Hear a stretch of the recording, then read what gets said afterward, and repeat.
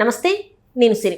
ఇండస్ట్రీలో most eligible బ్యాచులర్గా మనకి ప్రభాస్ గారు అయితే ఉన్నారు. ఆయన పెళ్ళి ఎప్పుడు అని చెప్పేసి కొన్ని సంవత్సరాల నుంచి చర్చ అయితే నడుస్తుంది. వీళ్ళని చేసుకుంటారు కాదు, ఈ హీరోయిన్ చేసుకుంటారు, ఆ హీరోయిన్, బాలీవుడ్, టాలీవుడ్ అని చెప్పేసి చాలామంది హీరోయిన్ల పేర్లు కూడా వచ్చేసినాయి. ఆ తర్వాత చాలా వరకు అనుకున్నారు వీళ్ళు వాళ్ళు అని చెప్పేసి, ఇంట్లో వాళ్ళు అన్నారు అని చెప్పేసి కూడా బయట టాక్ నడిచింది. అయితే ఇప్పుడు కొత్తగా అయితే రామ్ చరణ్ గారు అయితే ఒక లీక్ రిలీజ్ చేశారేమో అనిపిస్తుంది. ప్రభాస్ గారి చేసుకోబోయే అమ్మాయి తెలుసు అన్నట్టుగా మాట్లాడడం జరిగింది.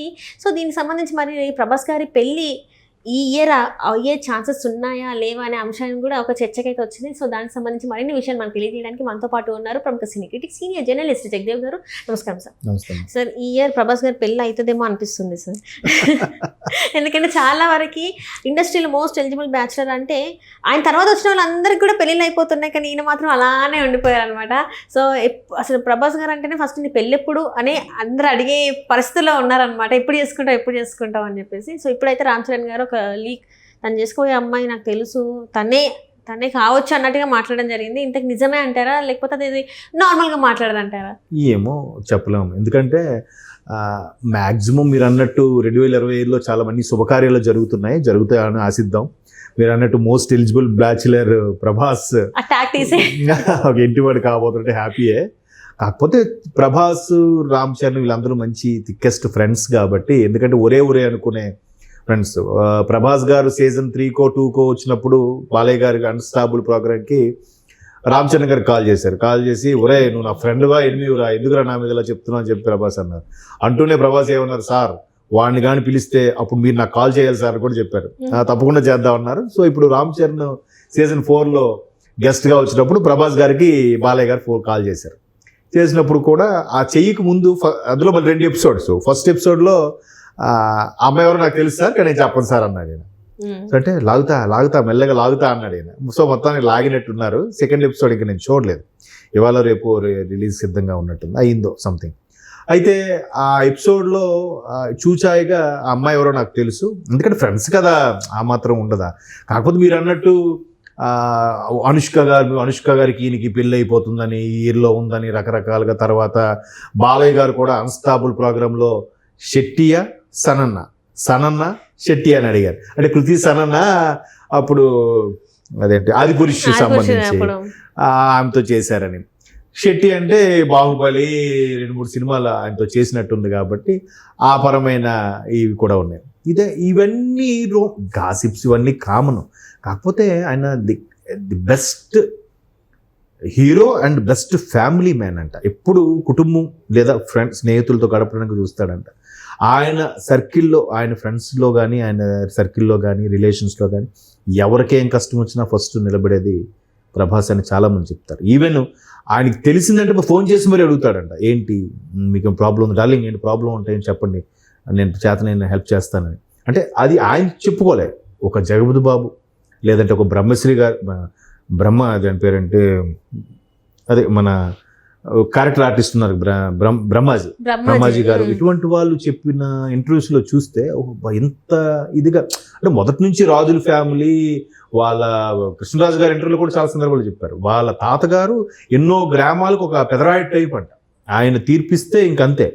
అట్లాంటి రాజులు ఫ్యామిలీ మొదటి నుంచి బాగా ఉన్నతమైన కుటుంబంలో ఉండి కూడా అంత సామాన్యంగా డౌన్ టు ఎర్త్ ఉండడం అనేది చాలా గొప్ప విషయం.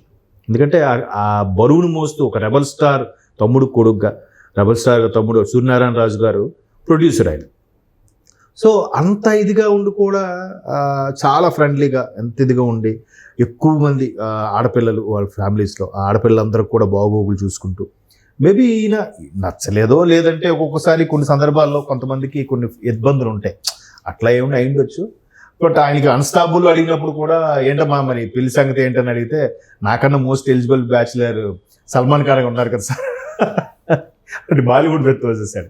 సో ఎట్టకేలకు అన్స్టాబుల్ సీజన్ 4లో రామ్ చరణ్ గారు వచ్చినప్పుడు దానికి బాలయ్య అడిగితే, నాకు అమ్మాయి తెలుసు, పశ్చిమ గోదావరి అంటే ప్రజెంట్ ఇప్పుడు భీమవరం డిస్ట్రిక్ట్, భీమవరం దగ్గరలో గణపవరం అనేది విలేజ్ ఉందంట, విలేజ్కి చెందిన అమ్మాయిగా చూచాయిగా హింట్ ఇచ్చాడు తప్ప పేరు చెప్పలేదు. అది కూడా అమ్మాయి అని అనుకుంటున్నాను నేను, మాక్సిమం ఇయర్లో కన్ఫర్మ్ అవ్వచ్చు అన్నట్టుగా. ఇదే వార్త గత సంవత్సరం కూడా అంటే అదే పేర్లు వచ్చాయి ఆ భీమవరం నుంచి అని చెప్పేసి అన్నారు, కానీ ఆ ఇయర్ అవ్వలేదు. సో ఇది నిజం అవ్వాలని కోరుకుంటున్నాను సార్, ఎందుకంటే చాలా వరకు ఊరికే వీళ్ళ పేరు వాళ్ళ పేరు మీరు ఎలా కోరుకుంటారమ్మా? అసలు డైహార్డ్ ఫ్యాన్స్ ఉన్నారు, ఆయన మ్యారేజ్ అయిపోతే ఎంతమంది గుండెలు బాదుకుంటారు. ఫ్యాన్స్ ఎప్పుడు కూడా ఫ్యాన్స్ సార్, కానీ ఎవరికైనా ఫ్యామిలీ అనేది ఇంపార్టెంట్ కదా సార్. కాదు, పిచ్చ ఫ్యాన్స్ ఉన్నారు.